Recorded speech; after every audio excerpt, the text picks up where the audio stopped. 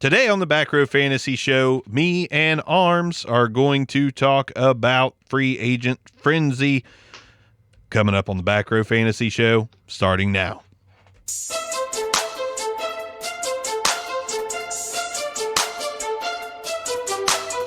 Welcome to the Back Row Fantasy Show with your hosts, Jeremy Barker, Aaron Arms, and Brian Hucks.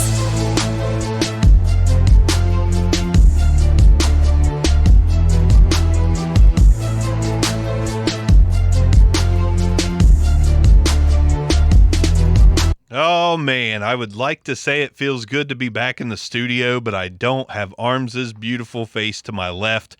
But well, I guess, but I'm really, really far to your left. Really, really far to my left. Would that be my left? I think it would actually be my right. I don't think so. Really? I'm fairly confident that I'm on your left. Huh. Think about it. Your right goes towards Beaver. Your left goes back towards Wellston. Yeah, I think I'm you're kind of right. to your front left. Okay. Yeah. That you may be spot on with that then. I might be literally at the same angle, just like 14 miles away.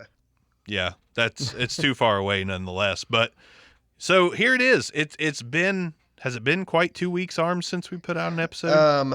Yes. We did not record last week. We did not record Friday. Therefore, it has been 2 full weeks. It has been 2+ weeks since we've recorded. And granted, we don't have any massively big, great episode to bring to you today. We just want to talk a little bit of football, and there is some things going on that are worth talking about. Granted, we're not jumping back into the draft stuff, but I'm here in the studio. Arms is to my far, far left at his house with his microphone set up, which is working out pretty nicely. Arms has got this figured out. We've got it figured out, so we're going to bring you a show, much to the joy of what? Just Bauer, you think? Much to the chagrin of our most of our fans who were like, I listen out of obligation rather than want. Yeah, it's kind of nice to take a couple weeks off from those guys. They probably aren't listening anymore. They're like, who the F are these guys? It'll be interesting to look at the downloads and see if we all of a sudden drop down to next to nothing. I mean, which is different how? I mean, how much closer to nothing can we get? I mean, we're about the same distance away from nothing as you are from me right now. That's okay. All right. In the grand scheme of things, really, really close, but it feels like we're really far away. Gotcha. Yeah. And it does. This is totally weird sitting in this building by myself. It just doesn't quite feel natural. And we did have a couple people that commented on our Twitter post that we were going to release an episode that said, it's nice to know you guys are doing that when we all know that you all sit together. And that's true. This is hard for us. This is not easy. This is not what we set out to do. We did not set out to do remote location recordings. So yeah, that's a big reason why it kind of, why the Back Row works so hard on quality. And we wouldn't just allow somebody, who lives in, because I think Bowers, he's great, but he's in Pennsylvania. Right. There's Stoops he's in Texas. These guys are great personalities and they're great guys with fantasy football, but we want that same room experience. To us, it's important. And it's also nice for you to watch me roll my eyes as you say something like you love Kyler Murray. You're right. Yeah, it is. There's definitely, that's what makes it fun for us. And though we appreciate guys like Bauer and Stoops and multiple others saying, if you need someone, give me a call. Like, yeah, we may, but the truth of the matter is we really enjoy doing this all together in the same room. So anything less than that is a little bit difficult for us. At least I just don't get into it as much. I just got done recording a podcast for the Back Row Talk Show, and it was a great time. Like, it really was. I had a good time, good guest, talked about something that I enjoy, but it just isn't the same. It's not the same as when the three of us are sitting in a room, when we can take a break to grab a beer or take a break to talk trash to each other. It's just not the same. Do you know how many beers I've grabbed to bring down here with me, knowing that I can't just give you the roll tape double, the finger twists? I'm going to say one. It's like 5. Oh, okay. I brought moonshine down too. Jesus. I'm not getting up.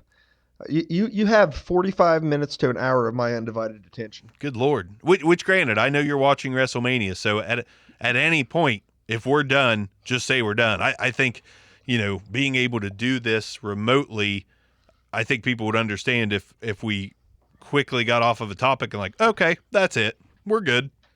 Arms wants to go watch WrestleMania with no crowd. And I don't want to take it much past possible 7 o'clock either. So I've got some other plans. So, real quick, just, everybody talks about what they're doing. Me and Bark, both in the finance world, we've limited our exposure as much as possible. Essential. Yeah, we're essential employees.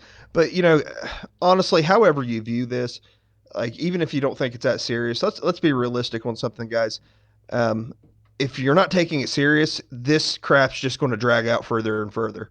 Yeah. I mean, it almost feels like whenever what is it, the Breakfast Club? You want a week? Make it 2 weeks. I keep going about it. I can do this all year. It's that crap. Like, if you just try to flatten the curve. Yeah. My wife's in healthcare. It's important for you guys to, to stay home. And however you view it, the more you are going out and, going against the recommendations, the longer this is going to last for us. Right. And let us also be clear, or let me also be clear. I'm 100% behind Arms on that statement. And I will add, no matter what the reason is that we're supposed to be staying home, let's just stay home. There's a lot of stuff going on Twitter with like empty hospitals and all this stuff. And there's just a ton of reasons to question things. But the bottom line is we do need to stay home. We do need to practice social distancing.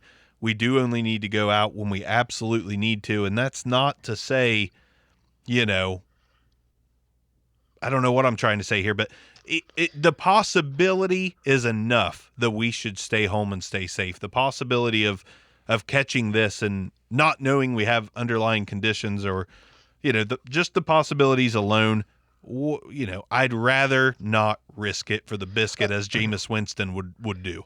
And I think it's safe to say out of our 10 viewers, 9 of them, or 10 listeners, 9 of them probably have no like physical worries or ailments, but it could be that one, you know what I mean? And yeah, if you're healthy, the instruction for you to stay home, it's not for your good. It's for your grandma's good. Right. It's for your kids' good. It's for somebody else's kids' good. Yes. This is what it is. I don't want to stay on the high horse for this too long. So let's dive into this crap. Yeah. And I imagine whenever you pitch the idea of talking about some of the free agent crazy stuff going on, I think we're on the same page. Like there's deals falling through right now. Eli Apple, for some reason, was the first one that comes to mind. Yes, that's what I was getting ready to talk about. But you can go ahead on that. I mean, it's a Raiders move. Yeah, no, I mean, just in general, I mean, he's kind of the example. Like Eli Apple was a Raider, now all of a sudden he's a Saint, and didn't the Raiders bring someone else in after that fell through? Demarius Randall. That was actually one of my favorite. Randall, sorry. Yes, he's one of my. No, I think. Is it Demarius? No, I think Demarius is the safety and Demetrius is the tight end or something. Demetrius Harris. Yeah, I feel like I know I've got this screwed up all of a sudden. Yeah, but you're on two former Browns. It's the guy from the Browns. Yeah, you know what I mean? Both of them I think are from the Browns. But you're on the right track, and I don't think either one of us know 100%. But I think it is Demarius Randall, and I actually think that's a better signing. That's a better signing than Eli Apple. Literally absolutely could not agree more.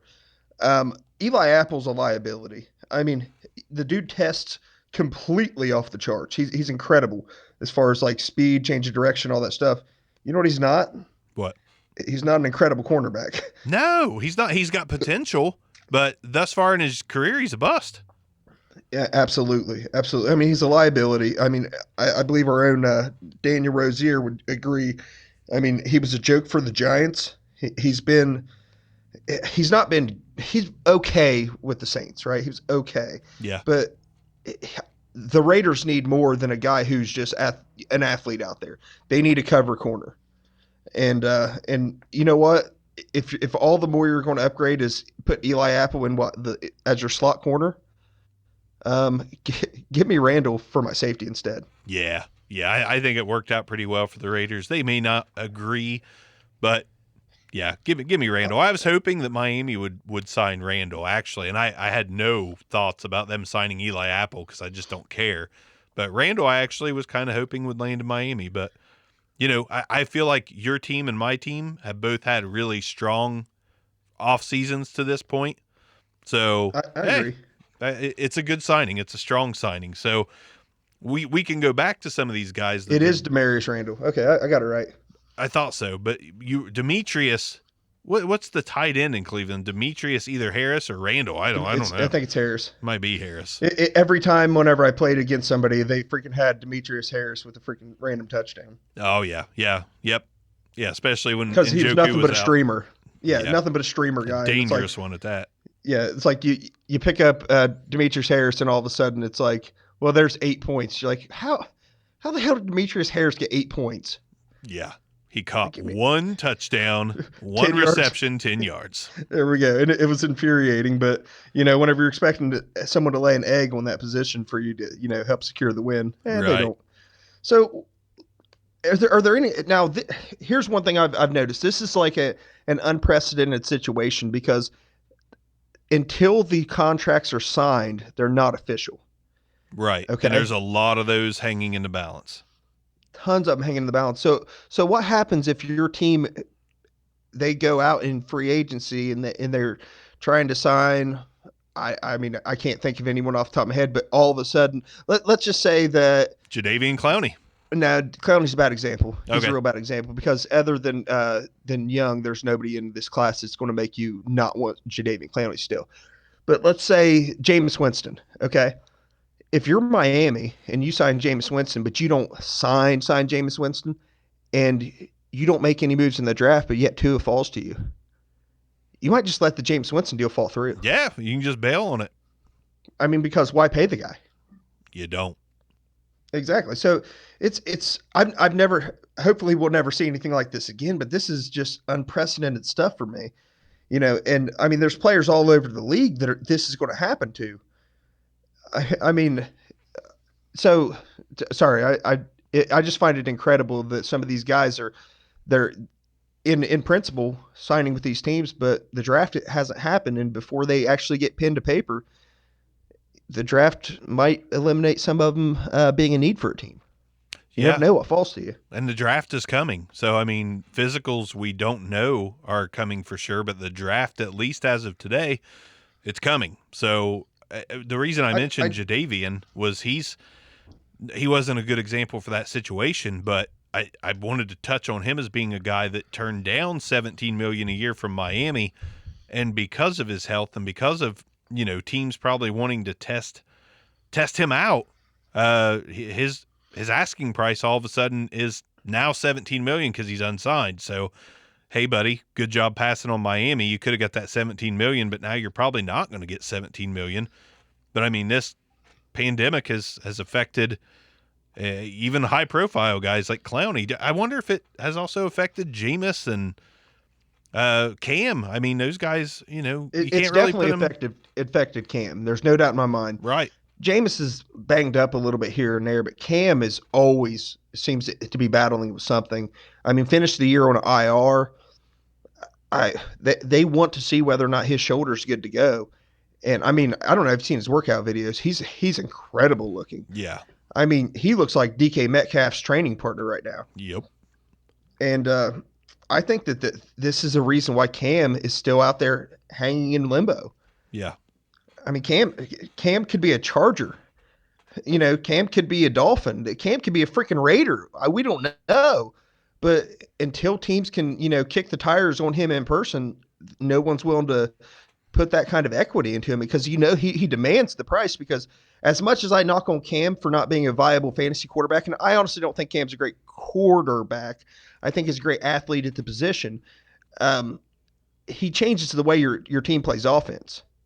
And he changes the way defenses have to defend you. I mean, there's no doubt about that. Yeah, he's a wild card. He's not an elite quarterback. He's an elite athlete. Exactly. So I think this is killing him because honestly, otherwise, provided his health checks out, the guy wouldn't have lasted a day in free agency if someone could have got a physical warning. I think I want to lean that way too. I'm pretty sure you're right, but then at the same time, we've got these teams in situations. This is kind of a unique year for the draft because we have 4 quarterbacks that could potentially go in the top 5. I don't think that'll happen. It sounds a little crazy, but I mean, people are going to be vying for a quarterback. There's going to be trades up for a quarterback. There's no doubt about it. So, I mean, there may just be teams, because there's not a lot of teams that need a quarterback, but the teams that do may just be waiting the draft process out to see if they were able to pay enough to get their guy or if they missed out and Cam and Jameis are now the contingency plans.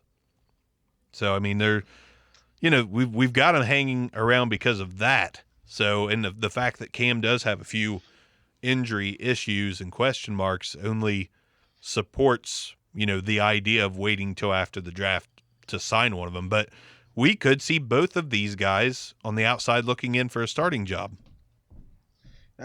You're absolutely right. I mean, wow. Isn't that incredible? Dude, I think that Cam, Cam and Jameis could both be backups this year. I traded 2 separate leagues. I had Cam, I dealt him. I had Jameis, I dealt him. And it could not have worked out better, at least right now, especially the Jameis thing, because I traded him for like a 2nd-round pick, and I don't think Jameis is going to be starting for a football team in September.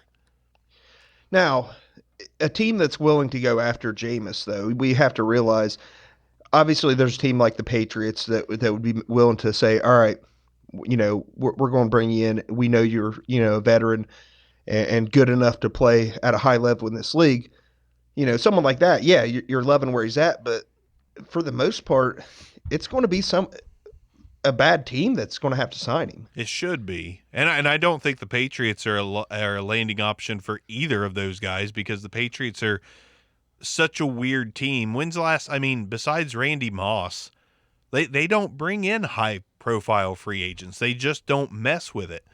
Antonio Brown, I guess you could say, but that was like a discount. He was a problem player, but yeah, Moss, AB, and I think the last whenever we think like high profile guy was like Corey Dillon. That's the only other name I could think of, and I'm completely sold that it's going to be Stidham or Hoyer or a rookie. I don't believe Jameis or Cam is going to be on the Patriots, so it's like, where do they fit? The Chargers seem dead set on Tyrod and a rookie if they can land one.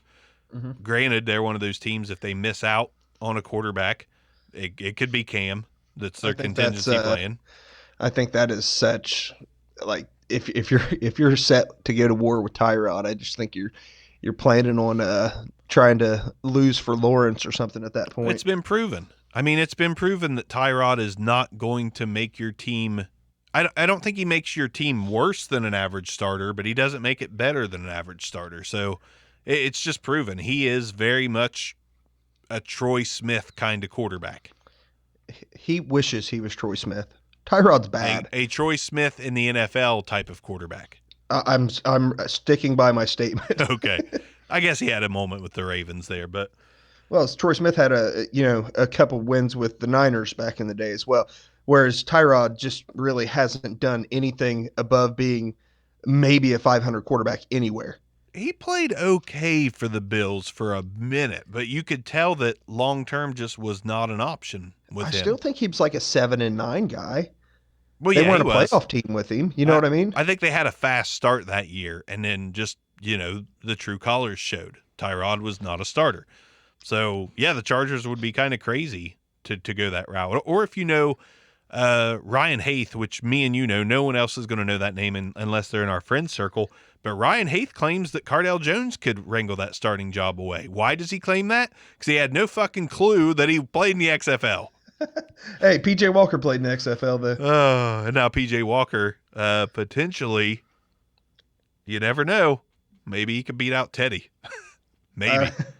There's a reason P.J. Walker played in the XFL. Oh, I agree. He might. Now, I'm saying that as a guy who doesn't believe in Teddy Two Gloves as being a stud in the NFL. And speaking of Teddy Two Gloves, let's go ahead and go down this path. Don't overpay for Teddy Bridgewater. Like, have you last seen year- anyone trying? Have you seen anyone talking about paying the price for him on Twitter? Like, is there a secret Teddy Two Gloves club that I wasn't privy I've to? I've seen a lot of people say, they're like, "Hey, rate my team. They got Teddy Two Gloves as a starter." I'm like, "What are you doing?"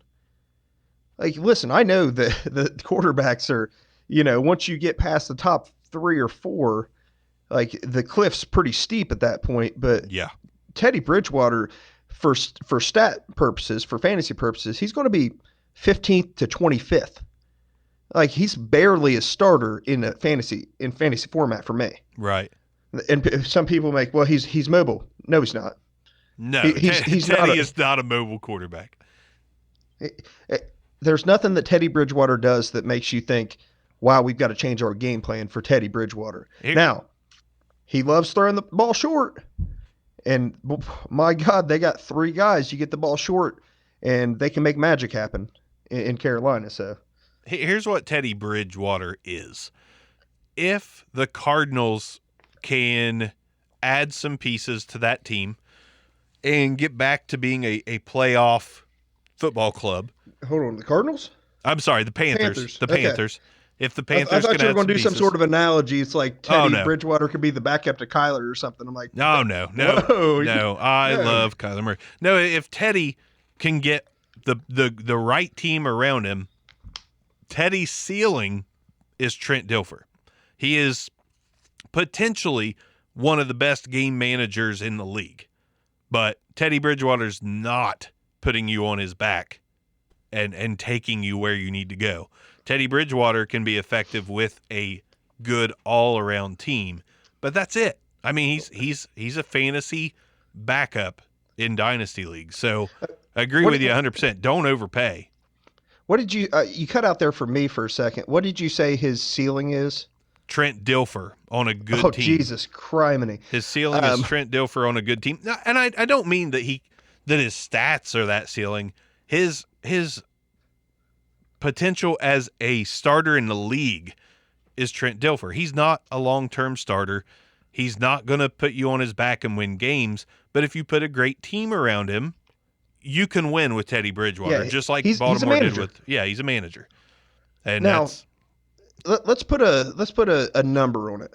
I think his cap high point for him is 25 touchdowns. I was going to say the exact same number. 25 touchdowns. Now, granted, I'll put him at 12 or less interceptions. I agree. So, I mean, I wouldn't even be surprised if it was in the single digits, in the 7 to 8 range. Wouldn't be surprised. But 25 touchdowns to me does seem to be his ceiling, and 3,500 yards is his absolute ceiling for me. Yeah, here's the problem I have with Teddy Bridgewater.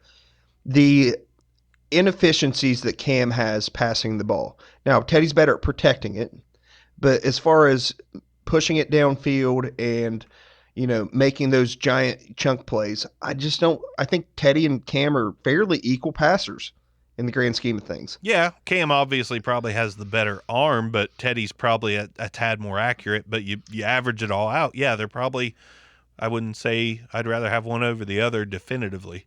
Yeah, but then you take away 6 to 14 touchdowns on the ground. There you go. There's the difference. Woo! All of a sudden, you eliminate Cam Newton's ground game. He's unownable. Yeah, it's not great. Not a great situation if you don't get the ground game, which, Cam is not one of the younger players in the league now. So wherever he goes, you might have to eliminate half of that production you used to get from Cam on the ground. Yeah, I mean, they're going to have a Christian McCaffrey-esque running back to have that additional threat for his, the RPO and whatnot. Right. Unless the team is just signing him to get that 1 or 2 decent years out of him, they'll probably manage his reps as far as a runner goes. As they should have since he started in the league, honestly. Yeah, he kind of got tossed in there, and he wanted to be a battering ram and do the Superman thing from battling his way to the end zone, and Carolina let him. So now it's shortened his career. Yes. So before we get further down the whole free agency thing, how crazy are the Texans?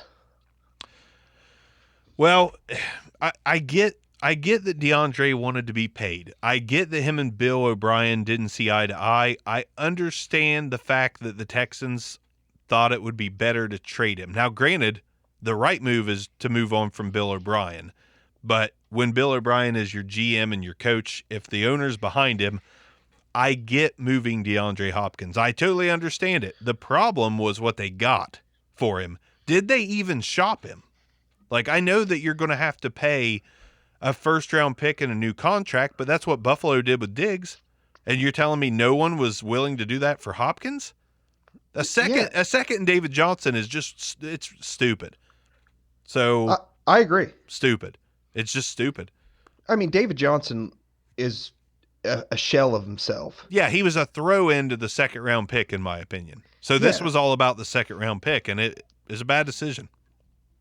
Let me ask you. Let's say that they would have said, "We're going to give you, just for shits and giggles here, Christian Kirk, David Johnson in a second rounder." Are you more comfortable with it? I'm more comfortable than just a second David Johnson. Hell yeah.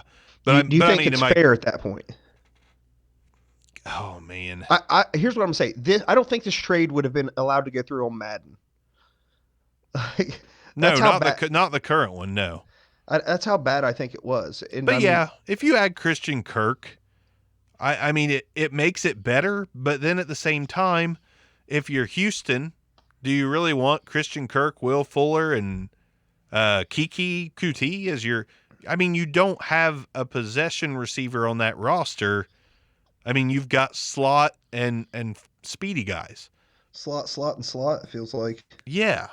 So, I mean, they could have at least came out of this and been like, we'll give you Hakeem Butler and maybe Keyshawn Johnson too. Hakeem and Keyshawn. Maybe you get a good receiver out of one of those two guys, but no, just a second and David Johnson, like that's a damn joke. Unless Houston nails it with that second round pick on a guy like Denzel Mims and he fulfills his potential, it just looks really bad all the way around. And David Johnson would have to play well for them for it to look good. Yeah, am I wrong? Did the Texans even have a first round draft pick this year? No, it's Miami's from the Laramie Tunsil deal. Okay, so they don't have a first round draft pick at all. No, and they could have. What are they expecting what are you expecting to get to potentially replace Nook? Denzel Mims is my only toss at it, or Laviska Shenault, one of those two guys. Because I believe what pick is that? What did they get? Which that deal's not done.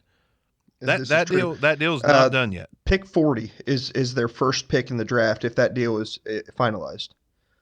And is that the pick they gained from it? Yes. So they got the 8th overall pick in round 2 for Hopkins. Yes. So yeah. So you're looking at maybe Justin Jefferson, likely Denzel Mims or Laviska Shenault. So I mean, you got to nail it, whoever it is. If it's not a receiver, I think it's the wrong move. They don't pick again until 57. I mean, granted, NFL teams are built in the second, third, and fourth round. Okay, we know that, but you have an all-pro, and this just feels like the Texans' way to where you run the guts out of your guy and then you get nothing out of him. I mean, think back to Andre Johnson. You know, ran it until he had no value. And I think he actually left, this is going way back, probably as a free agent to go to Indy. And then, I feel like Arian Foster, I believe he retired from there, but there was nothing they got out of him. And it's just the way of it. How big of an impact does this knock Deshaun Watson down for you? I think it's bigger than it looks on the outside, because I would be utterly shocked if he wants to be in Houston long term after this. So, I think it hurts significantly. I don't think they will know the pain of this trade until after the 2020 season, and then I think they'll feel the pain of this trade. So, a couple of thoughts from this trade. Will Fuller, way up for me. Yeah. Okay. But then you got the issue of Can he be the number one? Way up for 8 games, way up for 5, or way up for 13? I noticed how 16 wasn't an option. It's not an option. Definitely not. I think this increases David Johnson's value as high. He is at his ceiling right now. If he is healthy at all, he's going to probably catch 75 balls. Now, do you think there's a snowball's chance in hell that he produces like he did that special season a few years ago? 0% chance. I agree. 0. I agree. He basically is middle. No, let's say he's basically 3/4 of the way into a Frank Gore-like career. Right now, he can probably be as effective as Frank Gore was in his 13th year in the league. Out of the 16 to 18 he's been in the league. Except for Frank Gore could actually run people over, but yeah, I'm with you. Right. I mean, David Johnson, his best years are behind him. Can he have a better year than last year? Yes, but that's if he's healthy, and that doesn't mean that he'll be better on a yards per carry basis or a yards per reception basis. It just means the volume could translate to better numbers. I don't think he's going to find the fountain of youth, even though he's not that old. And he's not going to just gallop over people. He really did only have one special season, and that's the risk you take with acquiring a running back in the NFL that's not a rookie. Absolutely May right. have already seen the best of him. I think we have seen the best of him. I mean, even after his special year, and I'm not trying to, say I'm some sort of a savant at this, but I never wanted David Johnson shares. What he did was just so many touchdowns. His actual yardage wasn't, on the ground wasn't crazy good or anything like that. Well, he was a good two-way back. I mean, you knew you were getting receptions, but so I mean, I was definitely an interested buyer, but never with the intentions to pay top dollar. There was always reservation there. And I never wanted him for the price that it was going to take to have him, I guess. Yeah. As you said, and we've talked about it many times, everybody has a price. Mostly.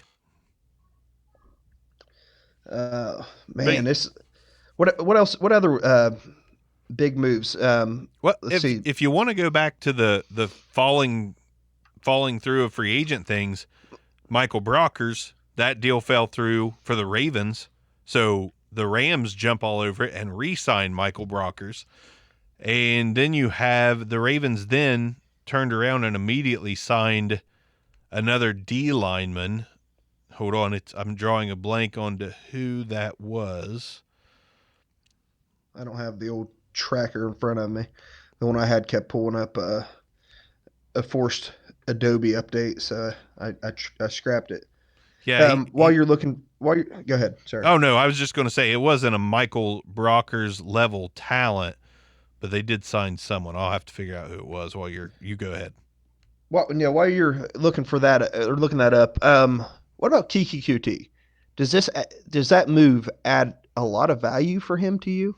I think he's a solid dart throw. I mean, if there was someone that I was looking to acquire on the cheap, if possible, I mean, he's one of them. Because if he does stay healthy, he could be a PPR machine. I mean, he's built in the same mold as a Wes Welker, Julian Edelman type of guy.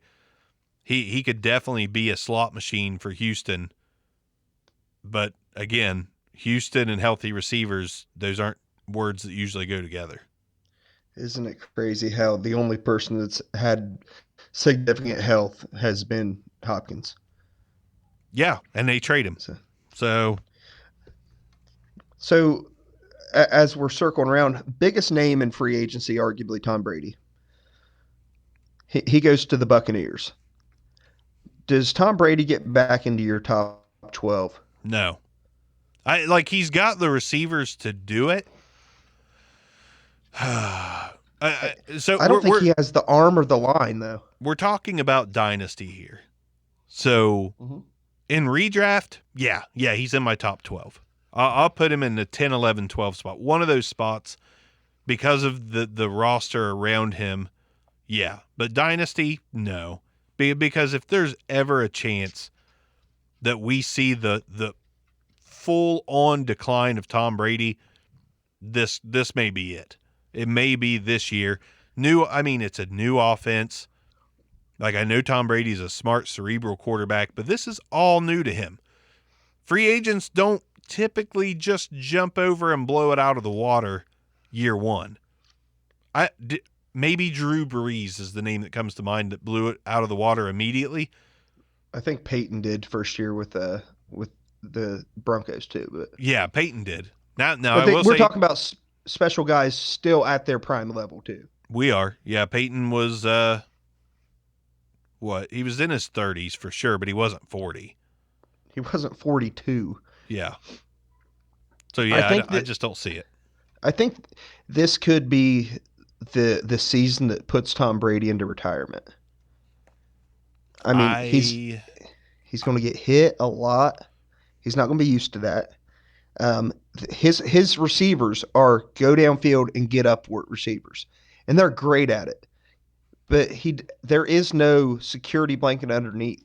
There is no Wes Welker type guy, no Amendola there. That guy's Edelman, whatever guy you want to say that it was his, short intermediate route guy. That guy's not there. They don't have Adam Humphries this year. So are they going to completely – Arians is not changing what he wants to do. He wants chunk plays, and he thinks Tom Brady can still do it.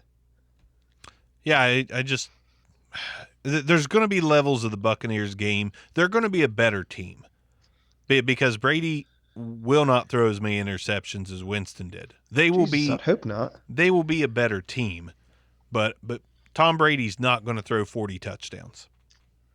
Like, he might throw 30. I think 30 would be a successful year in Tampa Bay, but he's not throwing for 40. So no matter the weapons around him, I mean, there's going to be some floating balls out there. I don't see him throwing darts to those guys. Absolutely agree. Absolutely. And I mean, once again, two guys that are just absolute stars when it comes to, going up and get it. One thing I do think I know everyone says, well, Arians doesn't have the offense that's predicated to tight end success, but he's not the one out there throwing the damn football. No. I think this helps O.J. Howard out a lot. Yeah, it better. If it doesn't, then you can write him off your dynasty list. If he does not have his best season in 2020, it's over for O.J. Mm-hmm. O.J., are you a buyer? And O.J. Howard, no, I'm still not a buyer because I think the hype is already there. Like, people already think that Tom Brady is a tight end whisperer. So no, I'm not paying the cost of what he's currently going for. I would rather invest in something that the other O.J. does than O.J. Howard. So if O.J. comes out with a new book, I'll invest in that. But I'm not putting a dime into O.J. Howard unless it's a bargain. If somebody wants to sell him to me for a bargain, yeah, I'll take the chance. See, I'm all about having O.J. Howard. I think that as long as they're putting him out on routes and not just have him stay in and block, I think he's got a chance to put up a really nice season. 10 touchdowns, maybe 700-800 yards. But that comes from a short to intermediate route and do something with it from there type game. Well, since we're on tight ends, what about Eric Ebron? Do you think Eric Ebron is a good buy low now that he's in Pittsburgh? No. You've never been too high on Ebron. Yeah, I mean, even at Ebron's peak is what, 6th overall? And other than that, like, he's bumping around 12 outside the top 20. I mean, he's just Eric Ebron's just not great. With Andrew Luck, Ebron was a touchdown machine. Mm-hmm. But so was Mo Alley Cox and Jack Doyle. No, I get that. but I will say if Ben Roethlisberger is healthy and Ben Roethlisberger looks like Ben Roethlisberger, then I don't mind owning Eric Ebron as my tight end too. Ben Roethlisberger looks like Hagrid. Yeah. Harry Potter now. Yeah, he looks like me. Like, he looks like me. Like, there's some extra face cushion there, and that beard's getting a little old. He literally looks like me. So, but I mean, the arrow is up for Eric Ebron because it couldn't go any more down. But I like the landing spot for Ebron as far as a tight end 2 with upside goes. What the hell is that? Oh, kids upstairs messing around with something. Oh, So it sounded like you rolled your desk over to a new location. You're like, yeah, I'm sick of this wall. I'm going to go to another one. I'm going to shoot a text to get them to stop. Nah, you're okay. Well, we're nearing the end of this special episode anyways. I don't think you need to text them. All right. Philip Rivers. I think I want to say we'll have a magical season in Indianapolis because the line is going to be much improved. He's going to have more time. But unless they add a wide receiver that's instant impact, I don't think they have the weapons for a magical season out of Rivers. I just don't know if they have anything approaching what he had in San Diego, Los Angeles, rather. Yeah, I don't think they do. And to me, like, okay, maybe we get something closer to what everyone wanted out of T.Y. Hilton, but I'm all out on the skill position players for the Colts. I'm not out. I mean, if T.Y. Hilton, I would take a flyer on T.Y., a healthy T.Y. with Rivers. I'm good there. If they don't draft a wide receiver, I'm all in on Paris Campbell with Rivers, but it's not enough. They really do need a big time go-to. I'm going to mention him many times in this podcast. They need a Denzel Mims or a T. Higgins. They need someone like that can go up and get it, or just out maneuver someone for the ball. They need someone like that. Their whole game right now on the wide receiver side of the ball is just speed. They need something else. They need size. They haven't had size since like Reggie Wayne, size that could do anything. No. I mean, they tried Devin Funchess, but that didn't work out. I mean, he got hurt. I don't even know how many snaps he played with the Colts. It doesn't matter. He's garbage. Like, I have no desire to have Funchess on any NFL team. We had that combo on Twitter as well. I would take a low end buy on him. Like, I would probably pay a third or fourth. I don't know if I'd pay a third. I mean, back in fourth maybe, but I don't know. So moving over to defense, your boys pick up Byron Jones. Pretty happy about that. I'm not. No fantasy impact. We know that. Yeah, no fantasy impact, but it's a great signing for a team that needs to find ways to win more games. So Xavier Howard, Byron Jones. I'm not saying Byron Jones is like a top 5 cornerback. I don't believe Byron Jones is a top 5 cornerback. Top 10? Yeah, I think he's a top 10 guy. And I think Xavier Howard, for that matter, is a top 10 guy. I don't think Miami instantly has the best pair of defensive backs in the league. I think they have with those guys together, they have a top 5 pairing in the defensive backfield. But those guys individually are not top 5 guys to me. So I'm happy about it because the contract is front loaded. So it's not going. The thing Miami's doing right now is they're front loading all of their contracts. So they're paying everyone right now while they have the money. And every year, the cap hit for those big contracts becomes much less and less. So I like the fact that they spent the money while they had it on Byron Jones, but he's not going to be a long-term cap issue for us. So love the signing, love the player, love the pairing. Very excited about next year because Tom Brady's gone. You could not convince me that the Patriots are going to be a Super Bowl contender with Stidham or Brian Hoyer. Like, they'll find a way to win some games and be competitive. I'm sure of that. But that division is open. It is open for the taking. So Miami making moves makes me pretty happy. My favorite signing for all of free agency, Cordy Littleton to the Raiders. Of course it is. I mean, not Kwiatkowski. You don't love the Kwiatkowski signing more? I think the Raiders have very quickly and cheaply, really, ended up with one of the better linebacking cores in the league. Oh yeah, there's no doubt about that. The Raiders are. You got to hand it to Mike Mayock. I mean, he's done a good job so far. Oh, listen, I've said it before. In Gruden, I trust. Right? Gruden had to have told Mayock he wanted these guys. Right. He goes after Littleton, who's, even though not a big name, still a huge producer, always there, always at the football. The Raiders get him. They go after Kwiatkowski, which whenever his rookie year, I love the kid. I talked about him before, thought that he was going to be the real deal, and it didn't work out. They ended up with Roquan, of course. I thought him and Roquan were going to man the middle. Didn't happen. Of course, they have Trevathan. Trevathan gets hurt. Kwiatkowski ends up as a starter at the end of the year, and did exactly what I always expected Kwiatkowski to do, and that's put up high tackle numbers. Yep. Kwiatkowski's, I don't think he's going to put up 140 total tackles, but between him and Littleton, I think both of them are actually fantasy ownable.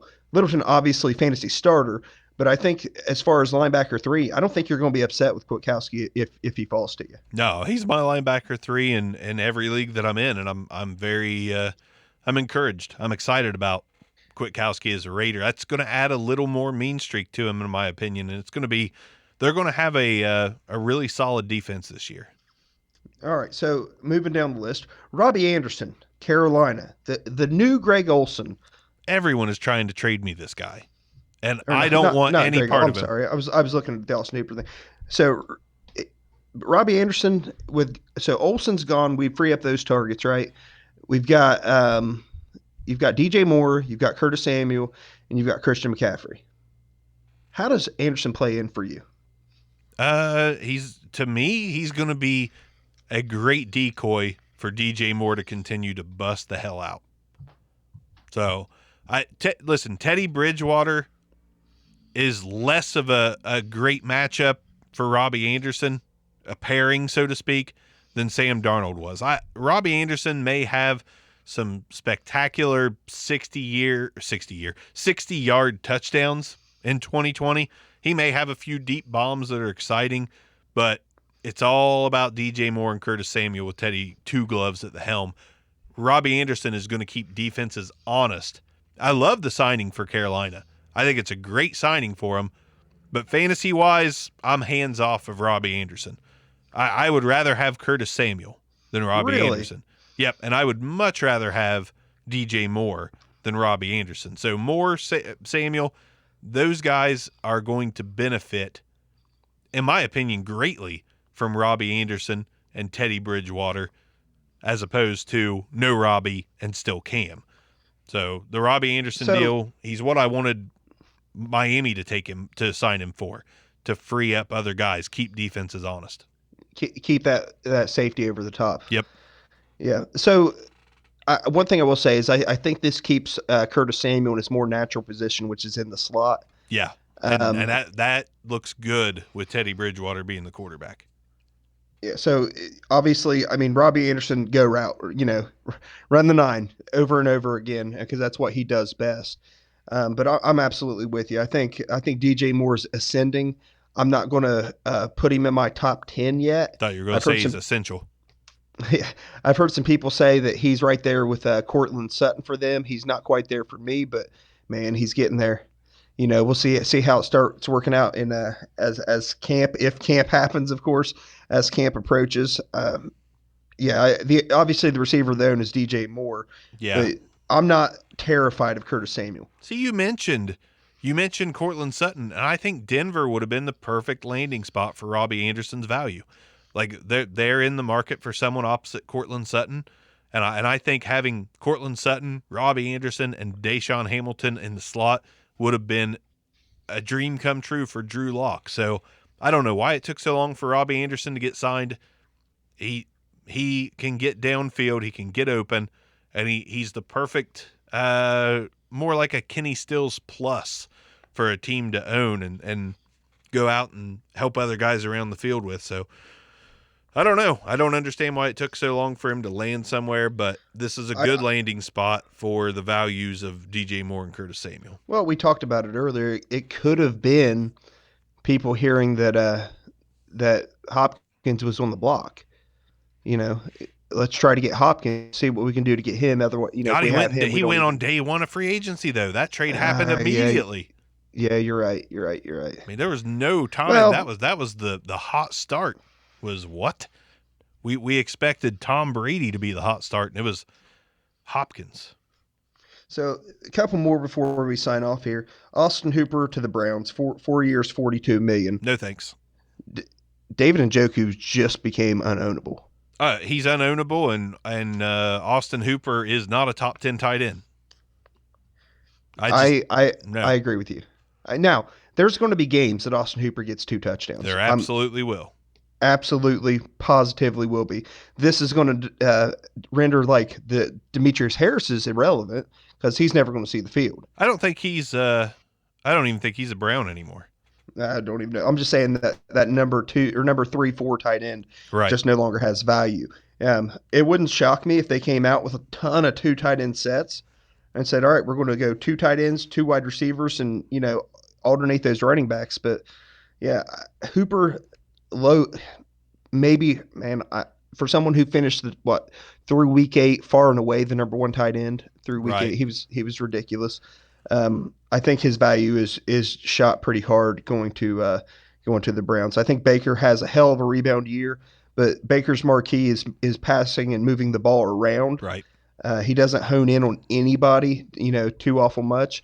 And I just think that whenever we realize, yes, he was the 3rd option in Atlanta already, but Atlanta threw the ball a hell of a lot more. Well, than I will Cleveland's going add, to. if Cleveland does trade Odell Beckham Jr. for any reason, then Austin Hooper may creep back into the top 10 tight end situation for me. Cleveland may look to go a different route this year, like relying on the short to intermediate passing game with Jarvis Landry and Austin Hooper. So if the plan shakes itself out and we see Odell Beckham Jr. not on that team, I'll feel a lot better about Hooper. But as long as it's Beckham, Jarvis, Hooper, Kareem Hunt, and Nick Chubb, Hooper's on the outside looking in for volume, in my opinion. All right. Schobert to the Jaguars. No change in value for me. I think it's a wash. I like Schobert just as much now as I did then. No less, no more.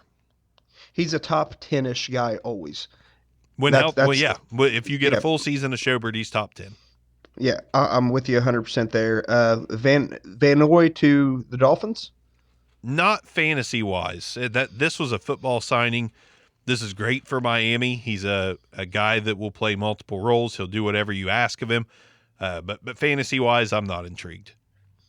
I agree. It seems like anytime that they let somebody go, it's almost like they just know it's over for them, or they're on some, the back end. And well, I think New England would have loved to have him back, but I really believe in the power of Flores, the power of Miami being, a warm area, a desirable place to be. That it's a place where free agents want to sign, but they haven't for years because they haven't had a coach. Play? They haven't had a coach that was worth playing for in years. So now that they've got a guy in Brian Flores that looks like he's going to be, it looks like he's going to be a good coach for a long time. The more I dive in about Brian Flores, the more I am 1,000% happy that Miami got this guy, and players want to play for him, and players are willing to be versatile in his scheme, unlike Minkah Fitzpatrick, who just wanted to play, one spot, didn't want to be moved around the field, and that's part of the reason he got dealt. So the fact that Kyle Van Noy wanted to play for Flores, it speaks volumes to me about where the team is going. I think they're going to build the team right with very few roadblocks coming up cap-wise. Very few roadblocks as far as injuries go. If we have an injury somewhere, all these guys are going to be versatile. Kyle Van Noy, you want to plug him in where Jerome Baker was playing, you can do that. So I love the signing, but fantasy, whatever. It's not a big fantasy signing whatsoever. I'll go through a couple more, and then we'll sign off here. I actually have to go. See how that works? real quick. We got to hit this one. It's a real big name, Melvin Gordon. I'm completely fine with Melvin Gordon. To me, I don't think his value has changed at all. San Diego actually had a pretty crappy offensive line. Los Angeles. Or God dang it. Yeah. I know. I'm still doing it, man. San Diego Chargers.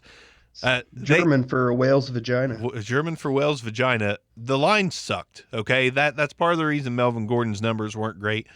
And Melvin Gordon's moving right back into a situation where he's got an Austin Eckler-like player in Phillip Lindsay, but he's going to have a better offensive line with a younger quarterback, with an up-and-coming stud receiver in Cortland Sutton, and a Noah Fant as well. So, the cast around him is not on much of a lower level than what Los Angeles had, but he's got a better line with what I believe is a better organization with more of a winning history. So I actually really like Melvin Gordon in Denver.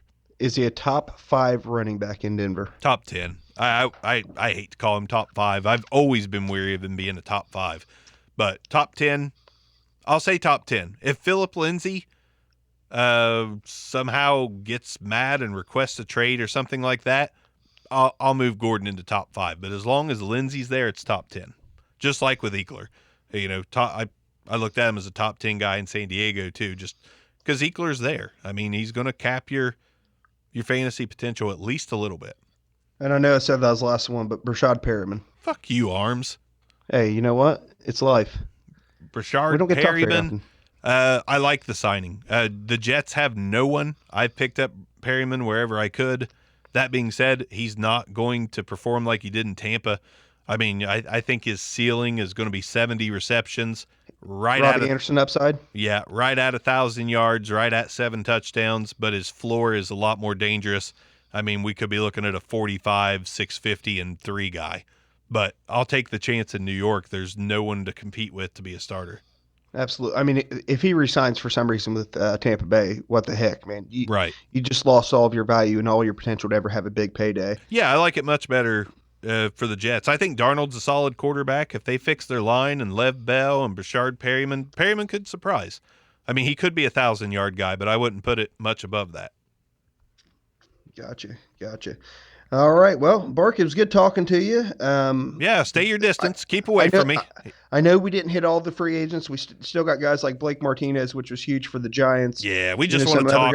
We just want to talk some football. So I mean, we've got time for sure. So I'm sure when we get back on and do this again, hopefully we don't have to. Maybe some miracle happens and it's just over. But if not, we'll dive into some more free agents and just sprinkle some rookies in there too that we haven't talked about already. Absolutely. Well, I appreciate you inviting me on. Hey, thanks for coming on your show. Yeah, it's a different feeling. But hey, you know what? We're going to get through this. We'll all get through it together. Yeah. Everyone just, for whatever reason you believe, it's a good idea to stay home. The co-founder of the show is my guest this week on the Back Roof. Oh God, these times suck. It's weird. Hopefully, here's the thing. Hopefully, we're never in this situation again. It's painful. It sucks. But, you know, I feel like we all look back in, let's say, August, September, October, and we're like, you know what? All right, it was probably the right decision. Yeah. Hopefully that's the case. So, everyone, until then, thanks for listening. Hope you get your dose of adrenochrome to get through the day. Oh, you're going to go there. Oh, love it. And we'll see you guys. I'm sure next week me and Arms can find time to do this again if this isn't over. This has got me so messed up. I forgot to say good morning. Good morning. Yep. This is what's crazy. Oh man, it's wild. Right. It's wild. This is the first time me and you have done this on this show. We've only done it for my YouTube channel for a demonstration. So this is definitely new, awkward, and strange. But if we have to do it again next week, we will. Yeah, sorry for the awkwardness. I understand sound quality is not great, but we don't have fine. $2,000 soundboards. I'm operating off of a condenser mic. It's working. It's working. Freaking Apple computer. So it's fine. MacBook. That's the word I'm looking for. You sound better than most of the podcasts I attempt to listen to, so I think it's fine. All right, guys. Appreciate you tuning in. See you next time. Good night. Peace.